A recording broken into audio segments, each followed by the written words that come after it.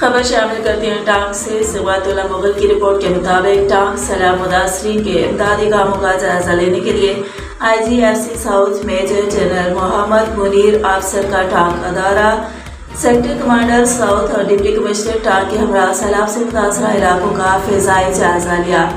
گرم بلوچ کے سیلاب متاثرین سے ملاقات، متاثرہ خاندانوں میں راشن اور ٹینٹس تقسیم کیے۔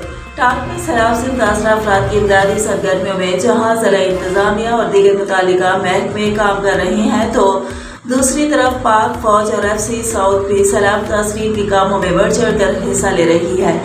اسی حوالے سے اتوار کے روز IGFC ساؤتھ نے سیلاب سے متاثرہ علاقہ گرم بلوچ کا دورہ کیا۔